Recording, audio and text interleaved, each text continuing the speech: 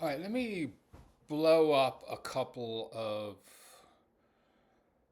pervasive dualisms that infest political theory. I think they particularly infest political theory of the informal variety or the popular culture variety, or when maybe psychologists get into political questions and stuff like this, they maybe will deploy these categories.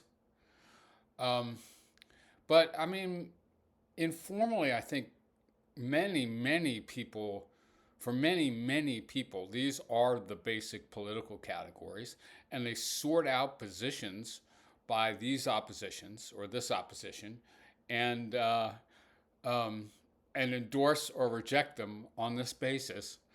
But the distinctions they're leaning on don't make no sense. All right. So I'm talking about individualism versus collectivism. And then maybe I'll do a little bit right at the end on the related ideas of competition and cooperation. And very often you see like competition uh, treated as a bad thing, or the essence of evil, and pro-social cooperation. I mean, I guess I see a lot of stuff in the press or psychologists, etc., that just takes cooperation to be good and competition to be bad, kind of, and that's it. Pro-social attitudes versus anti-social attitudes. Pro-social attitudes versus anti-social attitudes. Now, I just say to you that these distinctions do not work out. Okay. So, like Adam Smith versus Marx, if you think of that as, or Locke versus Marx, if you think of that as individualism versus collectivism, sadly the categories melt down, or they're both pure individualism and pure collectivism are just total jive. Okay, like they're just total bullshit and they're impossible. Okay, so you need both. They're complexly interrelated. They're not a good opposition or distinction. So let me try to start on this. Uh, okay, individuals or collectives? All right. So what if I just started by asking you which one is real? So yeah, individuals versus collectivism. Which one is real? Individuals or collectives? Which how on what are you going to rest your human ontology? Groups or individuals? Both those answers are completely wrong. Okay? like I mean, you're definitely going to need both to do any kind of human ontology. Oh my God. And they're both real. Okay? And they're totally mutually interdependent. Okay? You can't have collectives without individuals, and you can't have individuals without collectives. So just stop. All right? Like, it's like saying that like, collectives are real, but individuals are made by collectives and they're not real, like not fully real. They don't count fully or something like this. That's like saying that the atoms out of which this pencil is composed are not real because this is a pencil. That is all these atoms together. Right. Well, if you remove the atoms from the pencil, there would be no pencil, of course, or whatever. If you remove the individuals from a collective, there is no collective, obviously. Sometimes you get the vibe, like sort of in a Marxist vein, that if you killed all the individuals in the bourgeoisie, or all the individuals in the white race or whatever, if they all died, you'd still have the bourgeoisie, and because the individuals aren't real, but the collective identity is real. So that would be some silly ass conclusion to reach. Like, we can kill everybody and leave the collective identities intact. Look, man, so it's like saying that the legs of the table aren't real because they're part of the table. Or it's like saying that the legs of the table aren't fundamental. or something. What do you even mean? Okay, they're just as fundamental as the tabletop or whatever. They're just as real as the table as a whole. You can't have a table without legs, man. All right. Yeah. So they're completely mutually interdependent. They're both fully real, I want to say. Okay. Now, okay, so I think that human individuals are socially constructed, socially articulated. I think I have like really complex feels individual identity, but I don't think I'd have any or much identity unless I had sort of collective teachings and collective participations, things to which I was initiated as a child and stuff like this, okay? I think that collectives articulate individuals, raise individuals. In the anti-individualism, you sometimes hear it said that like no individual can survive alone. You know, you need your mommy, whatever, to get through those first couple of years, that's for sure. And we're mutually dependent throughout. Okay? And mutually dependent for our identities, mutually dependent for our needs. Okay? A single isolated individual, human, in a way can't arise because we are mammals and get born from other humans. And if there was such a thing, it would probably die quick, or if not, it would just be really sad and stupid and barely recognizable as human. You know, like languages are collective achievements and stuff like this. Like that's how we understand one another and ourselves. And all right, cultures are real. Now, one thing I want to point out to you. So let's just take this position that collectives are real and individuals are not. So I am part of a collective. I am not a particular individual. Those things are not opposed. Oh my God. All right. So I have to be a particular individual to be part of a collective. But now here's a little bit of a problem. Which is my fundamental collective that really is my identity? Well, intersectionality kind of blew this whole thing up, even if they didn't quite realize it, right? Because I have many collective identities. Every single person does. My fundamental identity can't be American, because I have so many other things going. Like I'm a baby boomer, okay? I'm a white person. I'm a man. I live in Virginia. I blah, blah, blah, blah, blah, okay? Now, none of those things determine any very specific identities, but I have them all simultaneously, all right? So this collective identity thing, like your fundamental being is collective, well, it can't be any single identity, so it's a big congeries of collective identities. You know, I've got 20 of them, and they're all in there simultaneously, plus maybe something else. Okay, so for one thing, not that many people share all my collective identities. Members of my family, people who live in my county, baby boom white men, or whatever you think is relevant, okay? Short dudes, or whatever, all right? None of those things can be my identity because I'm all of them simultaneously. And then, the right versus left might be because right wingers can be collectivists. Right wingers can be collectivists. A lot of right wingers are collectivists. Patrick Deneen, Adrian Vermeule, is that how you pronounce that shit? Are collectivists, right? They're nationalists, and they're religious collectivists, right? They have collective identities, right? Conservatism is all about our cultural identity together and our traditions that make up who we are, right?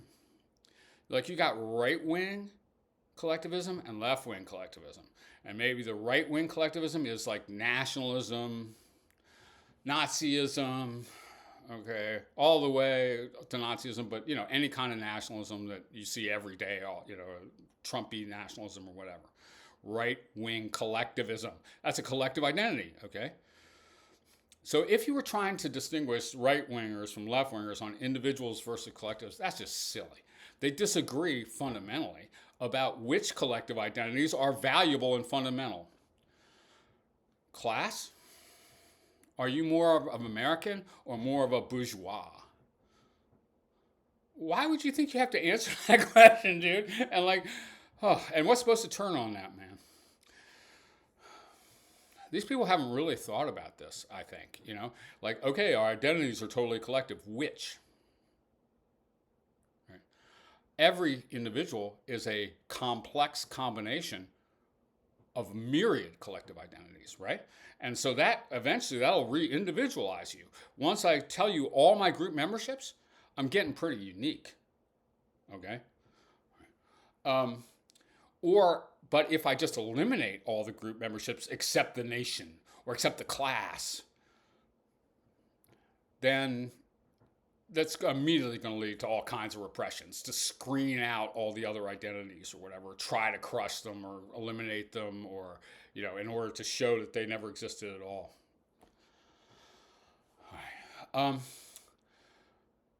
Okay, so let's just say collective identities are real. Collective group identities are pretty real. They're fundamental to individual identities, all right, insofar as there are such things as individual identities. I guess maybe you'll give me that. But they're not what y'all think they are, okay? It's not like I can become an American and nothing else, a bourgeois and nothing else, a baby boomer and nothing else, a Jew and nothing else, a Quaker and nothing else, or whatever. I've got 1,000 collective identities.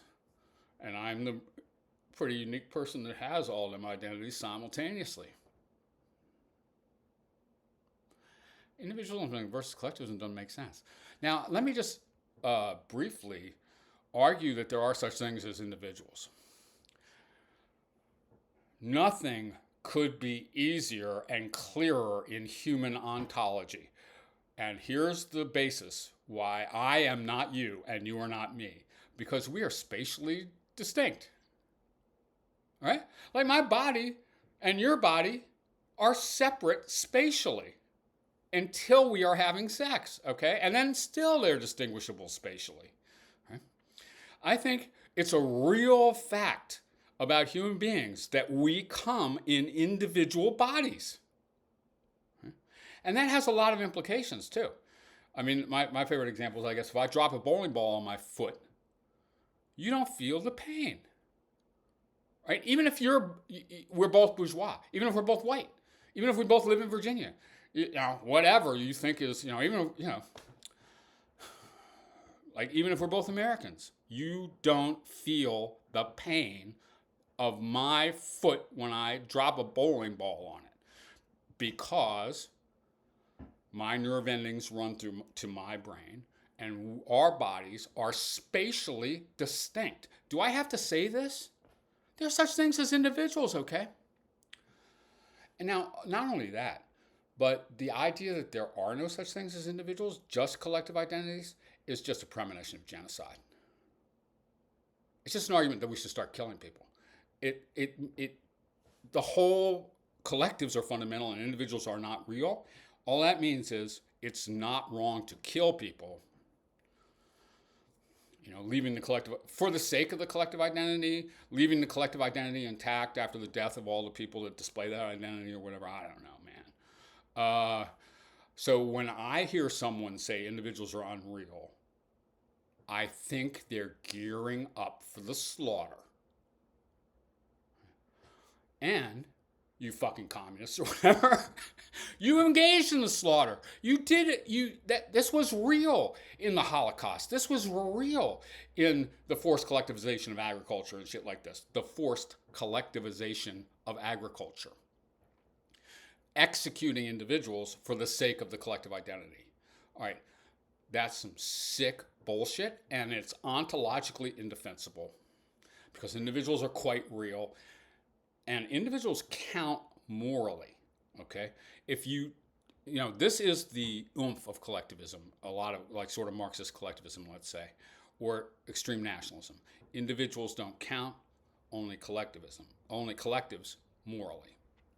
Well, that just is an indication. It's a premonition. It's the purpose of that, of saying stuff like that, is so that you can start harming individuals, force them into a simulation of the collective identity, execute them because it doesn't really matter. I mean, they don't even count. They're not real. All right, that's some sick ass stupid politics because you can't have no collective identities without individuals, man. So I just think that any collectivist versus individualist frame is really confused. And the only plausible political alternatives have to recognize both and have to recognize their mutual interdependence. Like who I am depends on my collective identities. Okay, it was articulated in collective identities. All right, I am not an totally isolated person that invented myself. Okay, definitely not. But I'm real, dude. And I have these opinions. And I'm quite unusual, right? Because I have like these wild collective identities and a set of incomparable experiences that are different than yours. That have to do with things like the relation of the nerve endings and the sense organs in my body to my brain and the immediate region around my body. Sometimes I'm surprised what you have to say. And particularly what you have to say to leftists or whatever. But you might want to say this to rightists who don't think they're collectivists but are nationalists or something. Like, are you fucking insane, dude? All right, anyway. People aren't necessarily that good at reflecting on the basis of their own ideologies, right? Like the philosophical underpinnings or the ontology or something like that. Because if they were, then they wouldn't have messed up like this bad. Now, let me do just a moment on the moral theory. I see it every day in the newspaper, kind of that are people basically bad or basically good? That means, are they basically cooperative or are we basically competitive? This does not work out either. That's not a good dualism. It's not a sensible binary. It's not a good contrast. Competition and cooperation. Okay, so, oh yeah, it's great we're cooperating. What are we cooperating to do? Oh, we're the Nazi party. So in this thing where competition is wrong, or kind of antisocial behavior is wrong, but pro-social behavior is good, the Nazis that are totally into the collective project of annihilation or whatever war, they're good. And the dissenters from the Nazi consensus are like, I think that here's a better ideology, man. It's Marxism or it's liberalism or something like this, right? Well, they're withdrawing from the collective, so that's evil, dude. Okay, so they're withdrawing from the cooperation and entering into competition. So that's just evil. Now, evil or good are not cooperative and competitive. It depends what you're cooperating to do, dude. It depends on what your group that you're cooperating among is, and what the project is, and who you are excluding, which is going to be one of the features here, okay? Cooperation isn't morally good per se. It depends on what you're cooperating to do. Genocides require extreme cooperation, shit like this, right? I guess there could be cooperation among all human beings. Who does that? Who advocates that? What program creates that? All right. So, like the pro-social attitudes of the Nazis are the antisocial attitudes of the Nazis, man. These things are not distinct. Psychologist. Oh my God, man. All right. So, or let's think about competition just for a second. In some respects, competition is a form of cooperation. Does that sound odd? Have you ever played sports? Okay. Or have you ever watched sports? I mean, I think like when the the New England Patriots and the Los Angeles Rams let's say they play a magnificent Super Bowl. They cooperated to make that amazing object, and they cooperated by competition. Right? Each of the players was in competition with other players on their own team, and each of the teams was in competition with the other, and the whole was a cooperative enterprise that produced this excellent game. And I think if you play sports, you feel this, right? With your, you're playing YMCA basketball. Oh, you're all cooperating to have this experience, right? Even though it's and it wouldn't be the experience it was if it wasn't also a competitive experience.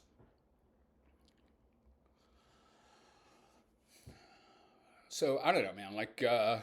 We need to get a lot clearer and a lot more plausible on some basic political and ethical categories, because this shit is silly, dude. Like this idea that we're going for all cooperation and no competition. Yay!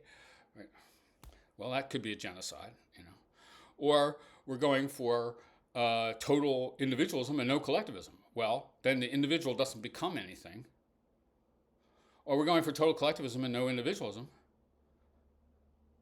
and the collectives aren't anything because there's no individuals in them.